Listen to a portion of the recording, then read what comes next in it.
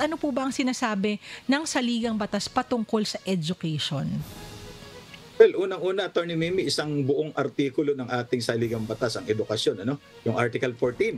Sinasabi diyan, kung mabanggit natin, the state shall protect and promote the rights of all citizens to quality education at all levels and shall take appropriate steps to make such education accessible to all. So dalawa yan, quality, accessibility. Ay napaka-accessible naman ang ating edukasyon ngayon dahil napakarami na hong paaralan na libre tulad ng mga public schools natin, libre lahat yan. Sa kolehiyo, meron tayong Quality Tertiary Education Act na libre din ho. May Unipass tayo na nagbibigay ng subsidy sa ating mga estudyante. Yung mga local colleges, universities natin, libre po ang pag-aaral tulad na lamang doon sa amin. Pagyayabang ko na, Attorney Mimi, University of Makati.